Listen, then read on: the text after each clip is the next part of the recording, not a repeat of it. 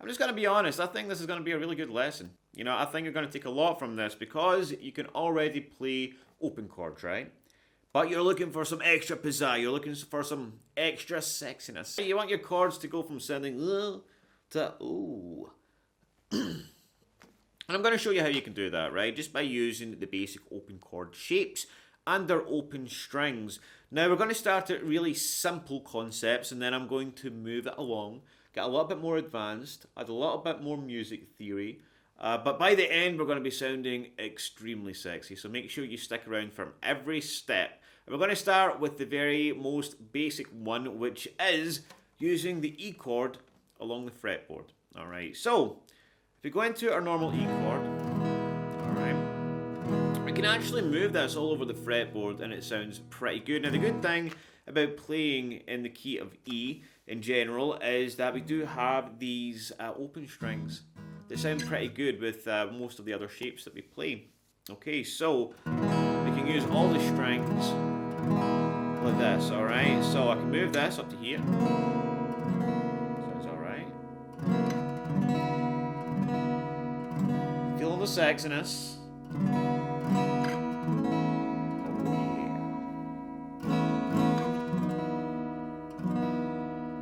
Now I'm not going to tell you where to go. I'm actually throwing music theory out the window at this moment, and we're just really using our ear to see if it sounds good and having fun. We're just jamming, all right? So let's try.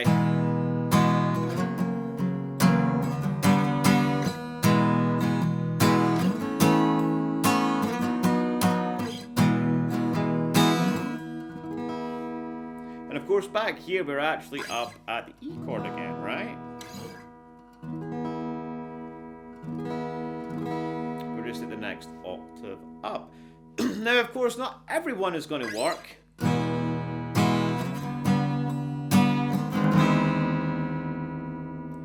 And that, my friend, is when you declare that you're playing jazz. Jazz. So next we're going to look at A7, so check this out.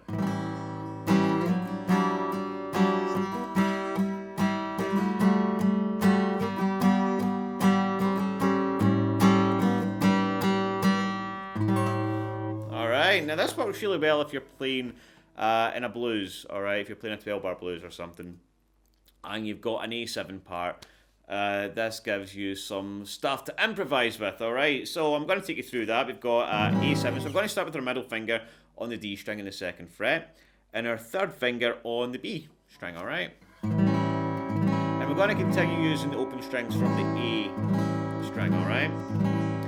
Now if we move this shape up, and we replace a 3rd finger with our 1st finger on the 3rd fret, right? That's why we should be using the correct fingers, okay? Now these are the two shapes we're going to use, alright? So we've got 2-2,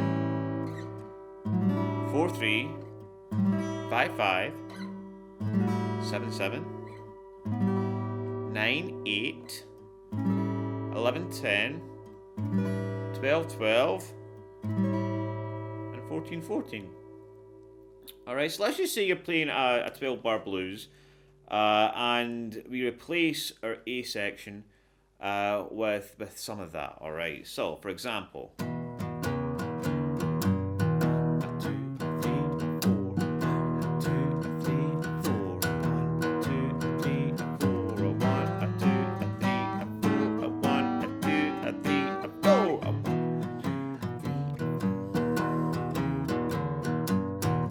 and of course you can do different stuff with it. You can mix and match.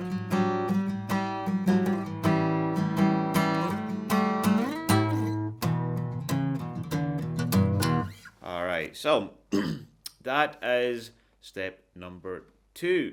Okay, so for step number 3, we're going to go back to step number 1, and we're going to add some music theory to it and make it extra juicy. Now all we're going to do is we're going to play all the chords within the key of E. So we're going to use this shape, but we're also going to use this shape.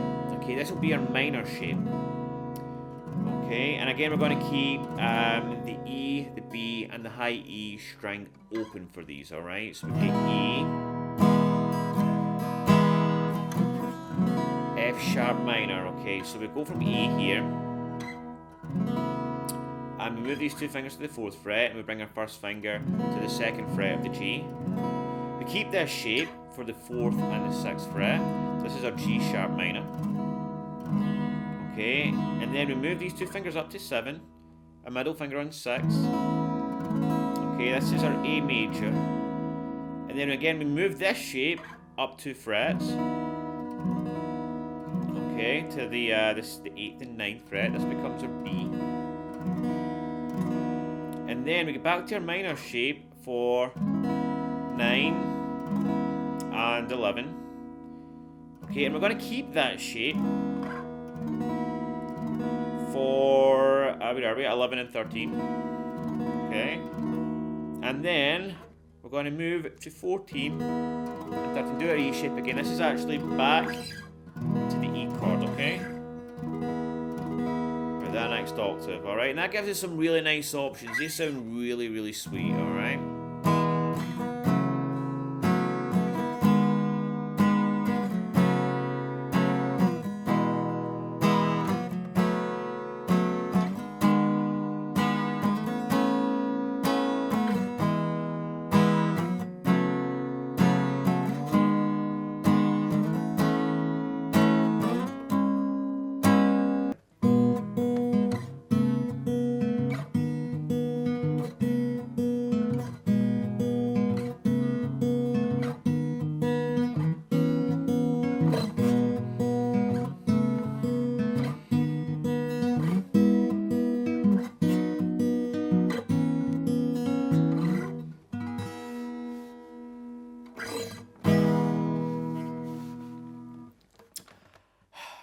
It just sounds really nice in the acoustic guitar when you really bring in those open strings. So that is step number 3. Okay, so for our final step, we're going to really amp up the sexiness and add some triad inversions into a chord progression using, again, the key of E, because in the key of E, we can really use all these open strings, alright, to give us that good big acoustic sound.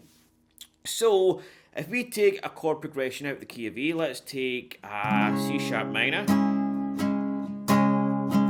and an E. Now you might recognise this chord progression from a certain John Mayer. So let's look at how we were playing those chords already in step number 3, alright? We had C sharp minor here, okay, we had A here, and we had an E, alright? And that sounds quite nice, that sounds pretty different, right?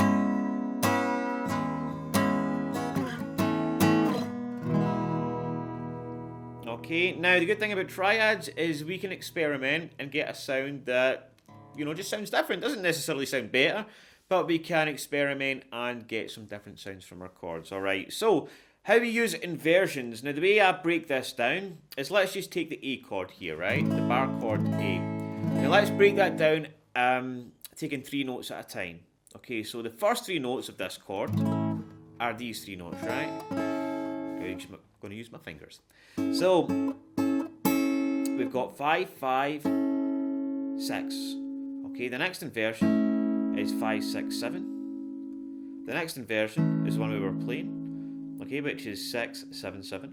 And the final inversion is 7, 7, 9. Alright, now what we're basically doing is we are taking the first 3 notes and we're switching them round, alright? We're starting with different combinations of notes, okay? That's why they all sound a little bit different. They all have a different quality to them.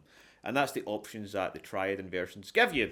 So, rather than play this, okay? Let's take the next shape down, which is this, alright? Now, the good thing about this, again, is you can play all the strings. Now, we're going to play it from the A string. Now, if we play the A chord here, you'll see that we're still playing the A, the B, and the E open. If we play the A chord here, we're still using the same strings, right?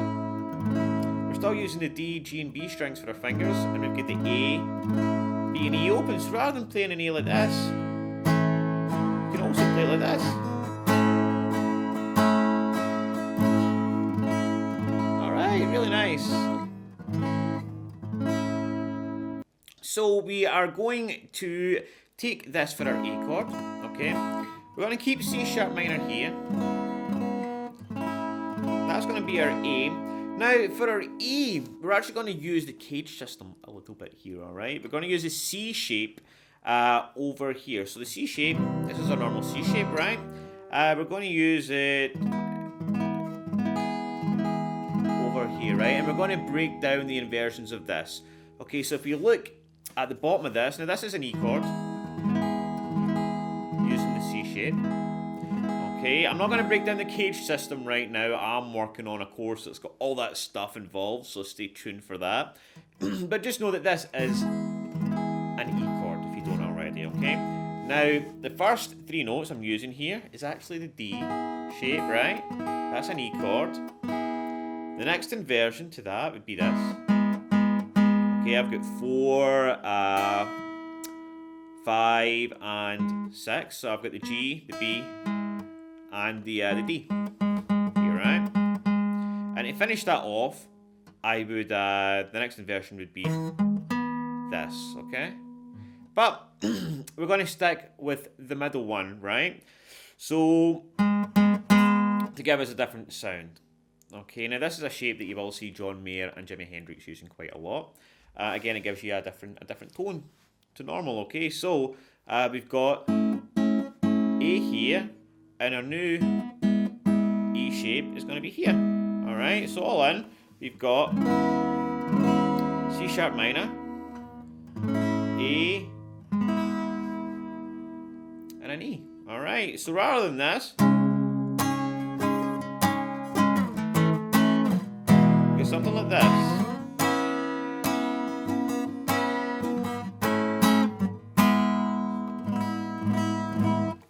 Which sounds really cool. Again, bringing in those open strings gives us a really nice acoustic sound. Now we can take that one step further, alright? So if we take this shape that we use for our E chord, okay? So we've got this one here. Now we can spot this right away by finding the E note on the B string, okay? Find the E note, then make this shape. Now you should get used to this shape just like you get used to your other ones, like a D chord, alright? Remember this shape because it's worthwhile adding to your repertoire, right? So, if we move this, if we try to create an A chord out of this, so if we find the A note, we can make that same shape and play our A here. Okay? And this is right in the same doorstep. This is a good thing about triads. We can find chords everywhere. Alright, so we've got our C sharp here. Right, our C sharp minor here. We've got our A here. Now we can actually find an E chord right here as well. If we take this E shape, right? This is an E chord here. Now we've got the A shape here we're using for E, right? Now if we start like this, we've got an inversion right here. So the E inversions here would be this. Okay, and we have 9, 9, starting from the G, 9, 9, and 11, right? So we could play like this.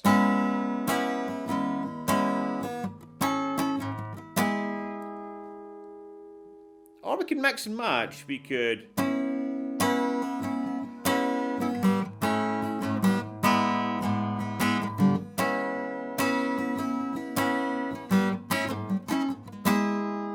something like that. And it gives you so much more stuff to work with when you can really understand chords like that.